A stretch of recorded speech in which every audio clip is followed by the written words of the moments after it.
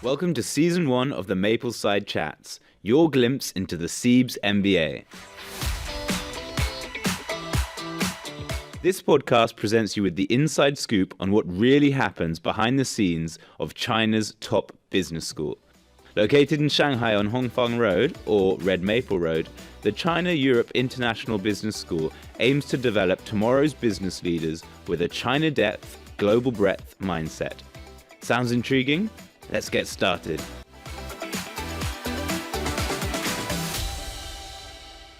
Hello guys, welcome to another new episode of a CEIBS podcast. I'm Agnes, your host today. It's the middle of the week, the middle of our term. So we think that it's time to sit down, to have some drinks, and to recollect some good memories we have collected so far during our CEIBS journey. So today I have with me our wonderful guest speakers, Lily, Edward, and Archie, to talk about their journeys and to share some fun experience that they have at CEIBS. So how about we start with a quick introduction of everyone so that our audience can get to know you guys better. How about we start with Lily? Hi everyone, this is Lily. I'm from Shanghai. Nice to be with you here. My background is in the sports industry and mainly responsible for the marketing and sales. Thank you, Lily. Hello everyone, Edward. Also born in Shanghai. I lived and studied in Canada for 7 years and then come back. I have 4 years experience in software engineering and the aviation industry. And after a 4-year journey, I think it's time to come back to school and to learn more. So that's why I'm here.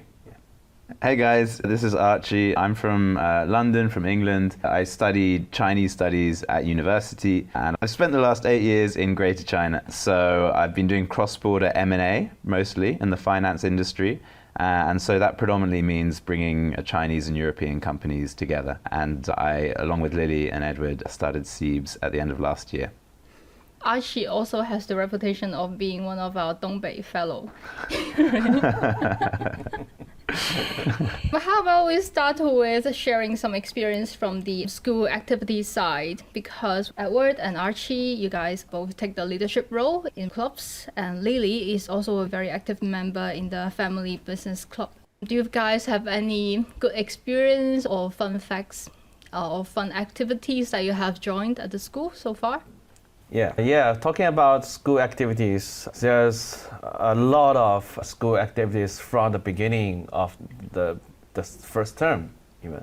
If I remember correctly, starting from the first and second week, almost every day we have a company info session, company sharing, and even before the club is officially assembled, Archie already bring 2 speakers to the school to share their cross-border experience and also carbon-related topics. Yeah, that's right. As everyone in finance knows, the golden rule is fake it until you make it. And I was going out telling people that I was finance club leadership before I was actually the leader and trying to bring them into CEIBS. I think being part of the leadership of a club is quite a fun thing to do. And that's mainly because you can go out and you have a reason to speak to leading people within the field that you're focused on.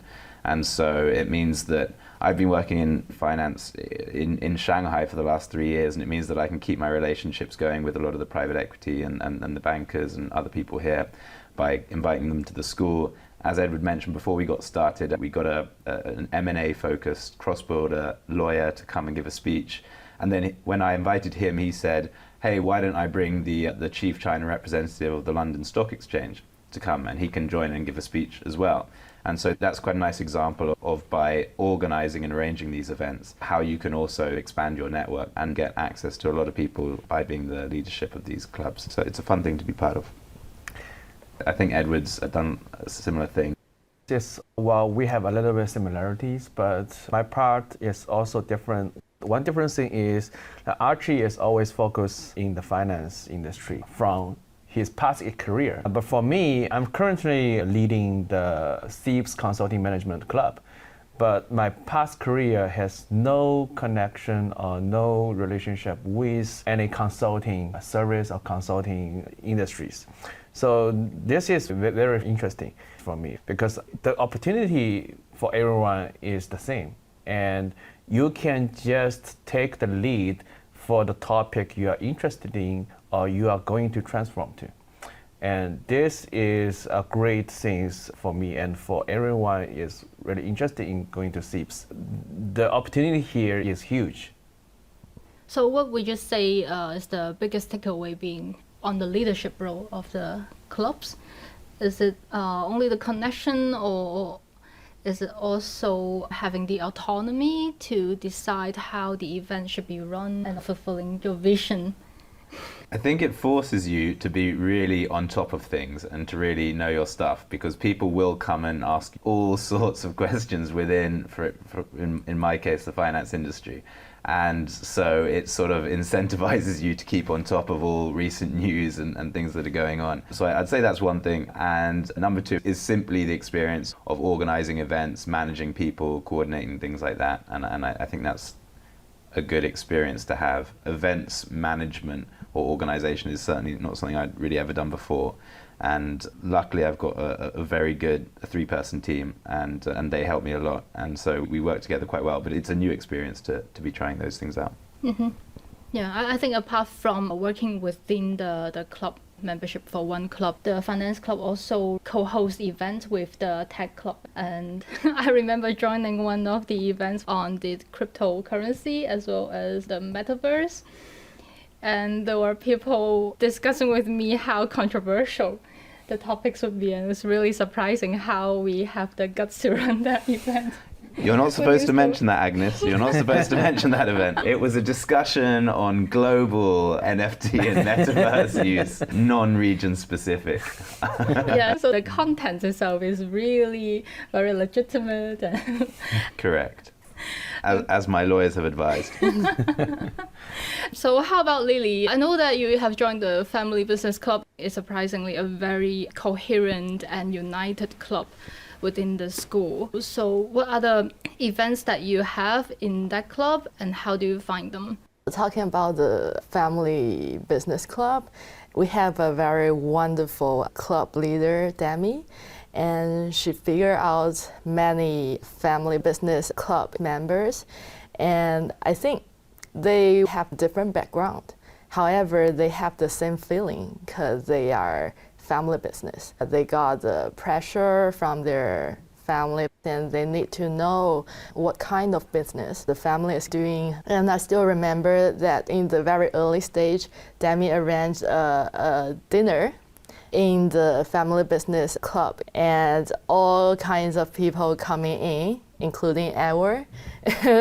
I found that people are the same, especially when they have the similar background, and you can understand each other's pressure, and you can understand why your father or your mother push you to do so, because they have the purpose for you. And we also know some club members, they are not willing to take over the family business in the future. And there is a different way to do the family business and just broaden your eyes with different ideas. So this is the main idea of Family Business Club. I know that actually both Lily and Edward have a family business background, and also Archie is working on your own ventures. I wonder if having your own business or family business is one of the reasons that drove you to come to CEIBS? Just to be frank with you, when I applied for CEIBS, my father said I have 2 little friends and I didn't get married that time. So he said, you may have a place to meet more friends. However, after I applied for CEIBS, I'm going to marry. So it's a joke that I don't necessarily need to go here. But after I entered CEIBS, I found that it's a nice place for me to form a real business sense and to know how the business world works. And previously, I worked in my family business for more than 5 years, and I have some experience in management. However, there is no framework to support me on my decisions. After learning, you will find some of the decisions are may be totally wrong if you have the basic knowledge of that kind of things. And for other decisions, you may also have the confidence to act it because there is a supportive knowledge on this kind of decision. So you came here to find friends, but then you realized that you don't really need that many One, friends. yes. And then the add-on, the good thing to keep you in CEIBS is that you found the knowledge that you want, right? Instead of friends, I found the knowledge. That's good. You must have made a few friends as well. I mean, that kind of friends. That's very geeky. How about you, Edward? I'm totally different.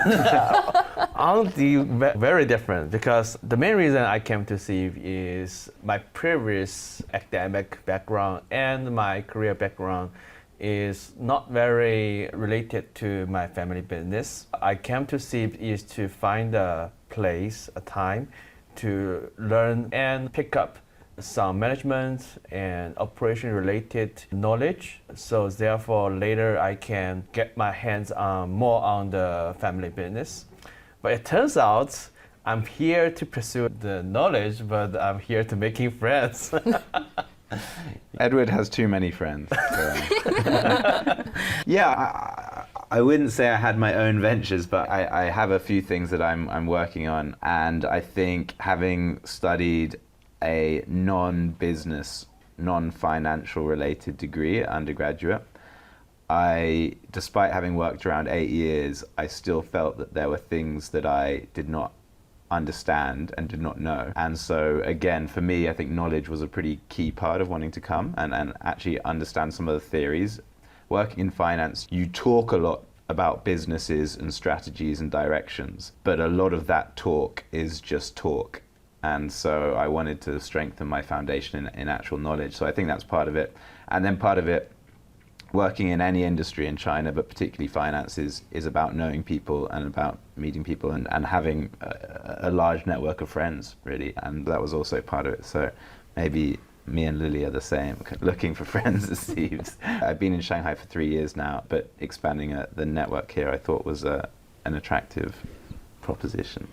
Yeah, so do you guys have found what you want in terms of the knowledge after a term and a half already? Especially that we have covered a wide range of courses, be it financial accounting, be it data analytics, as well as organizational behavior. Do you find any of the knowledge that we have learned so far can be applicable to the business or the ventures or the ideas that you have in the future? Do you have this moment where you think that, oh, I wish I knew this earlier so that I could apply that in my job? I don't know about you guys. I remember in the first marketing class, we sat down and the professor started by saying, look, I know that there's a real range of knowledge about marketing in this classroom. Some of you have worked in marketing for several years and you have a very good understanding of what marketing is. Some of you, maybe all that is that marketing is not the same as advertising. And then I sort of sat there and thought, I thought marketing was the same as advertising. So I remember that day I went and found a classmate who had been a WeWork in the marketing team for about 4 or 5 years, and we had lunch and he sort of spoke me through the basics. I realized that I was actually below the baseline of what the professor was expecting. But certainly there are things that I'd never looked at. Data analytics sounds an extremely boring course, but was actually really interesting, I found. And so having not had a lot of the kind of basic business studies in undergrad, there were quite a lot of things for me that I found very interesting and I expect will be pretty applicable going forward. For me, the microeconomic gave me a lot of impressions. It's very different than what I have learned before. My academic background is engineering, and it's very different to economic background. But I took microeconomic in 101 7 years before, and my grade was the worst grade ever. It's like C something. So that day I talked to my parents. I would never ever go to finance industry, but the macroeconomic course here is a core course, so I have to take. I have no choice. So I have low expectation on the course, but it turns out that the professor teaches us the same way he teaches the EMB or even Gamba students. And the way he teaches microecon is very different. He goes very practical and give us a lot of new ways to think. So this way of thinking actually turns out to be a business strategy plan for you to manage your own venture, manage the department, goal settings, or the strategy plan, how to set up your competitive advantage while you are in a competitive market or while you are in a new market. So that's very impressive. I totally agree. I think even though being born and raised as a Chinese, even after so many years, my parents asking me to save money is not as effective as Professor Bala's one lecture, during which he taught me that saving is really important. It's because it's bigger than myself. It's not only for myself, but also for the family and for the society. How about you, Lily? First, I would like to say I totally agree with Edward about Bala's class. I really enjoyed Bala's vivid story to explain the whole theory, and it kept me remembering how everything works. For myself, actually, when I first come to CEIBS, I always took the knowledge and the stories back to home. Every time I have the chance to meet with my father or walk with him, I will tell him what I learned. But every time I remember, he said, so how to use it? He always give me the question, how to use it? And from that point of time, I start thinking, yeah, I need to apply this knowledge. Otherwise, I cannot remember after 1 year or two. I still remember at the time I learned the organization behavior, I was having a quite big client, and it's a new client. And they have different departments. And we send a lot of people to serve them. However, the more people I give to them, the more messy. So I finally start thinking why it's like this. That day, I had the OB class, and I remember Emily said if just one person do the job, they will give 100% effort. However, if it's 5 or 6 people, they will only give 20 or 30% of their efforts on the whole assignment. Later, I figure out it's true because they didn't have a very clear job assignment. So after I figuring out the whole list, what they are going to do and separate to the middle level management, and they do different function assignment, everything becomes smooth. And this is the first benefit or takeaway from CEIBS OB class. And the second one really saved my money. It's DA class, the data analysis. We do optimization. I had a kind of products. It's called slam ball. It's a kind of fitness ball, and you slam it to work out. We usually have 3 different raw materials inside this ball. And due to the limitation of the supermarket shelf, the ball's diameter is limited to 20 centimeters. You need to have these 3 different materials inside the ball, and they are having different costing level. Previously, we just do it by experience, like how much we can get in and calculating the cost, and if it's okay, then we just do it. After having the optimization idea, we can do it on Excel. We got 100 SKUs of this kind of item, so I can quickly solve it. And I still remember the biggest cost I save is about 8 RMB per ball. And we are producing thousands, millions of balls every day. So it's really saving money. And after term 1, I found Christine in the class, and I said thank you to her because it's really a help. So with the cost saving you have achieved already, that means the tuition already pays off. Yeah, I could say so. And you make friends in addition to that. I hope Professor Christine got a big hong bao. So do you think that your employees like you better or do not like you because you are making the work very scientific? I think if you have the knowledge and you explain to them why I do so, they will understand and they will accept because it's reasonable. However, if you say nothing and just apply these kind of rules and regulations I learned from CEIBS, they will be quite offensive why you do and totally don't understand. It's how you express and let them know. Yeah, so it's like a whole package thing. You have the DA knowledge to teach you how to run the business better, but also the organizational behavior knowledge to help you communicate the ideas like better how to as use well. the power. Yes, very impressive indeed. So how do you find the workload so far? Is there enough time for social, for drinking, for other activities, making friends? The only opportunity we have to drink is when we're recording podcasts. So we should do this more. The only 2 hours there is the podcast and the Budweiser event. But the workload is intensive, I would say, because my wife and my parents always question me, like, Edward, you are here to do MBA, but why are you so busy, even busier than ever before, busier than your previous job? This MBA is very different than what I thought. But of course, at the same time, I'm absorbing a lot and making lots of friends, building a fantastic network here. For the workload in term 1, term 2, it's quite a lot, but I would say the department make this intensive schedule for purpose, because a very important skills for a successful future leader is how to manage your time efficiently, right?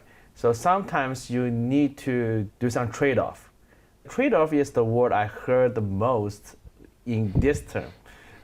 So there is a lot of work. Yeah, I think from my perspective, being a native English speaker certainly helps. We read a lot of case studies, and naturally I'll be reading them quicker than other people. So that's certainly an advantage. I have also come from an industry where you generally do work pretty long hours. And so honestly, workload-wise, it's certainly quite a full schedule. But I found that doing that and a few other projects outside of school alongside is still possible. And I think actually everyone, when they come to do an MBA, they want to be busy. No one wants to be sitting around in their dorms not doing anything. So I would say manageable, and manageable even if you want to do a couple things outside of school. Both Edwin and Lily are also involved in their family's business as well. So I think it's not to say that 24/7 all you're doing is your MBA. So I think, I would say manageable so far. Maybe you'll get a different answer from me later this term. Yeah, I'm actually also quite curious about how you guys manage your time, because Archie mentioned Lily and Edward, they're also working on their family business, and Archie is also working on some things. How do you manage your time? When I do my work, I only focus on my work, and I can do it quickly and correctly. And this is what I do since my childhood. Once I have several different tasks at the same time, I know my efficiency will be lower and the accuracy will also be lower. So I think just focus on what you do and never think about others. This is the best way to balance. Mm-hmm. So try to be more focused and single-minded when you're Yes. working on one task. Yes. Okay, how about you guys? In terms of work and study balance, I'm more like a triangle, like work, life, and study, because I am the only one who have kids in this group. So I have more variables to manage. Yeah. But the good thing is to efficiently manage the schoolwork, the work, and to manage the family. One thing is you need to collaborate very well with your teammates. Luckily, I have Lily on my side. She is my group member this term. And I'm also lucky to be with you. Thank you.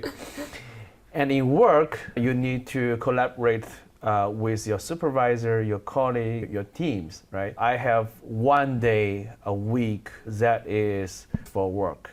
And for the other days, I work remotely. And for family, well, I collaborate with my wife. And right now, she is the key person who is holding the family. But I'm the one who is getting her support. Mostly it's emotional support. But yeah, I would say the key thing to keep everything in balance is to collaborate with your teammates. Yeah, good answer. I guess for me it's more logistical. I think when you are busy, you just find time to do things. So if we've got class 9 to 10:30 and then 11 to 12:30, so you've got a half-hour gap there. So maybe most days, if I need to have a call, then I'll have a call between 10:30 and 11. Then at lunch, you've got an hour and a half, so that's enough for a lunch. And then you've got half an hour, 1:30 to 2, where you could have a call or finish off some work that you need to do. I think it's possible. Actually, the more busy you are, the more you get done. So I think it's just a matter of squeezing everything in. Yes. I want to know from Edward, though, who the harshest boss is. Is it the professor, the boss, or the wife? Let's keep it silent. So by not giving an answer, we have an answer. We have the answer. Do you find the expectation management difficult as well, or how do you do that? Like by communicating or by managing the expectation from your teammates, your work, and also your family? I would say choose your member smartly. I'm lucky the wife, for sure you have the freedom to choose. Company-wise, I luckily have certain of degree to choose who I work with. And for the school, I'm quite lucky. For both terms, I have great team members. And to manage the expectations, we just keep in the same pace. I remember ever since I joined CEIBS, I heard from several people from previous batch or from previous years saying that it's a very good journey and now I know how to do it correctly. I think along the few months, I keep having this feeling that, wow, I know how to do it better now. So maybe I really want to press the rewind button and do it again. Do you guys have the same feeling or have any tips or thoughts to share to people who might want to start their MBA journey at CEIBS? Why so silent? we all did it We are perfectly. thinking. Let's hear what did Agnes need to improve on. I think I could have been more single-minded as Lily has done. I was in Hong Kong for several years and the working environment is quite different. Everyone says that when you work in Hong Kong, the pressure is very high, the daily life is very busy. But after coming back to mainland China, I found that actually people are way more competitive in mainland China. We call it 卷. Like the evolution thing. And I was saying to a course mate yesterday that my parents have been trying to teach me how to compete and how to fight for things for the past 30 or so years because I'm the single child in my family. So I'm not really trained or accustomed to grab things very quickly because I don't really need to grab. But then after joining CEIBS, I really learned how to grab things very quickly, especially through the speed of internet. For example, we were bidding for the China module earlier this morning, and I didn't get it the last time. So this morning, I really set the computer and prepared myself early, and then try to get the slot within the first 20 seconds. When the bidding starts, so that I can grab a spot to join this module to go to Shenzhen to learn about the innovation culture there. I wish that I could have been more adapt to the very fast-paced and very competitive environment much early on. The one thing I think we should add is that Agnes is actually already very famous in CEIBS because she has won one of the international business school competitions.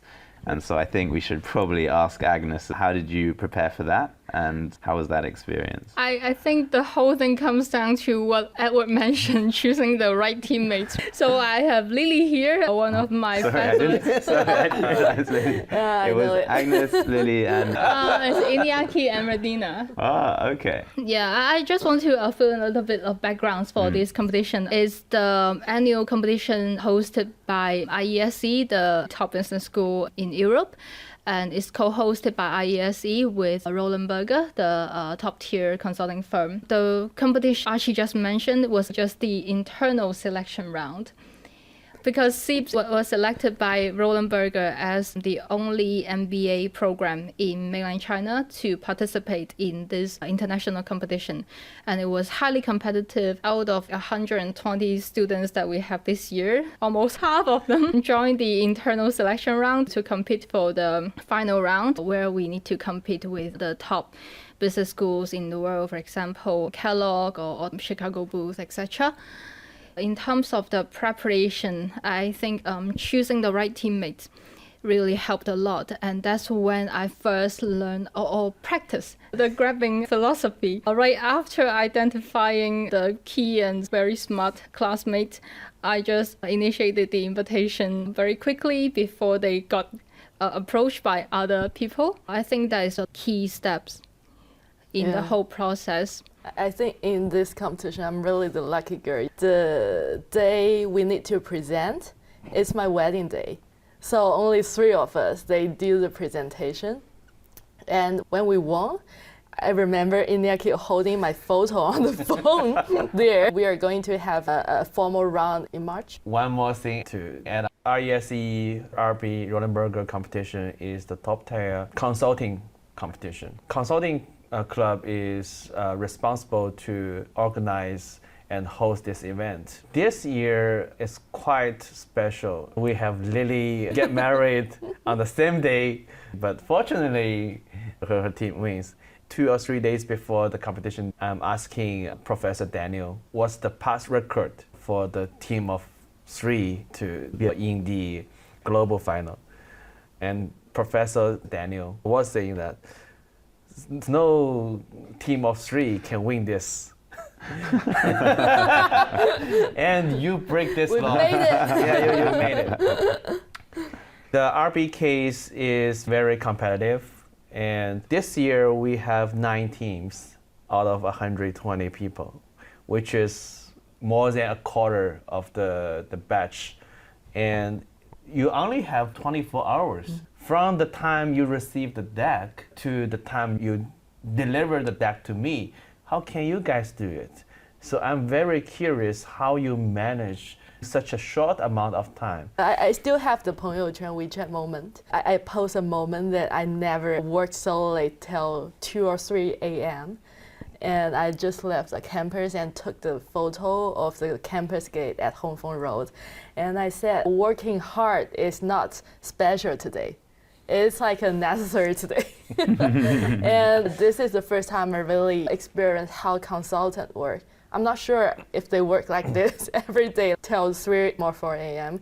It's quite hard, but I think we enjoy it. And also Iñaki, he is in Anji, in the mountain. And we got the video link and we discussed everything together, and it's really nice. Yeah, basically it was the longest conference call in the history, because Iñaki was stuck in the hotel room with his girlfriend. And that was on New Year's Eve, because the deck was given to us at 8 o'clock. 8 o'clock. 8 o'clock, 30th. December 30th. Yeah. Yeah, we found that totally inhuman. Wow, that's part of my fault, but I already did my best. This is another trade-off. I would say this is a good memory for you.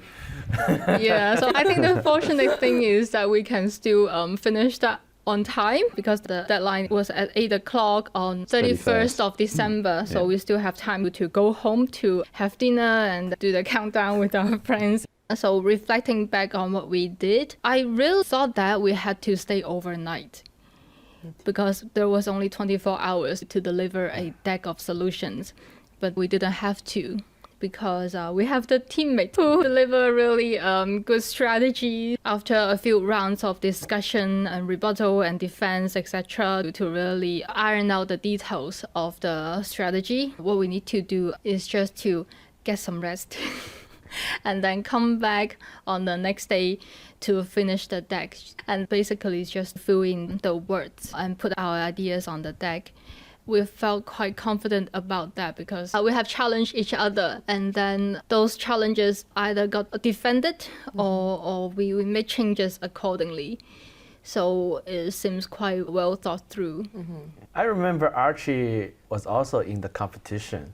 So what's your takeaways? Yeah, we had a great time as well, actually. Very similar to what Agnes and Lily have mentioned. We got together, 4 of us. One of the guys was in Macau, and so it was me and Zara and Rita were here at school. And it was just a lot of fun. I think a very similar process to these guys, but we spent most of the evening trying to work out what we wanted to say, doing the research. It was an area that pretty much no one had any experience in. across the whole year. And I think the purpose of all of these is to put you under very pressured situations and see how you perform. And when you do that, people really do show how they perform in those situations. It's probably the most useful picture you can get of someone's working style, of anything, to give you 24 hours of intensive work like that, where really the task that you're being asked to do requires much more than 24 hours. Because if you're too comfortable, then you won't really show what you're about. And so only when you're in those pressured working situations does people's working styles come out. And it was really interesting. We had a lot of fun. We were very happy with the final product. And I don't know, there must have been some problem with the marking system or something. There must have been some corruption. I don't know. One thing we haven't mentioned about CEIBS is that what I really enjoyed and wasn't really expecting is the amount of just sport you can do, team sports. When you're working, it's so difficult to organize things and just to take part in fun little activities. And I'm by no means an extremely good sports player, but I'm playing football, basketball once a week. We've got a tennis court here. I think that for me has been a lot of fun. And just taking part in things like this, recording a podcast. We recorded a bitty short video last term. And so there's just all sorts of fun little things going on all the time and people getting involved in all sorts of things. We've got 2 classmates who have already decided to set up a startup in the pork industry. There's just all sorts of bizarre things happening, but it's a lot of fun. Yeah, but coming back to the sport thing, I do need to try to exercise more. In the first term where the weather was still nice and not as cold as it is now, I try to run in the morning. And I really find that MBA students are okay, but then the EMBA students, they really take the morning jogging thing like a cult. Because the first time that I was waiting at the school gate for another friend to run together, there were like 20-something EMBA students, all in their EMBA uniforms or EMBA jackets, and lining up to run together. So it's really a big gang and a big habit of running in our school. Okay, so towards the end, maybe each of you can share your favorite slogan from a professor at CEIBS. Be proactive, be calm. Where does that come from? Sabine. Oh. All I can think of is Bala going, guys, you with me? Are you with me, guys? How about you, Lily? Oh, I remember Gianfranco. All these different gestures. It's quite fun. Gianfranco is our financial accounting professor in the first term. He's Italian. He's marvelously talented. So he taught us a lot of Italian gestures, one each lesson. I remember 5 Ys from Park. Professor Park is our professor of marketing. She is very famous for drilling down the questions and always asking why when we give a very generic answer.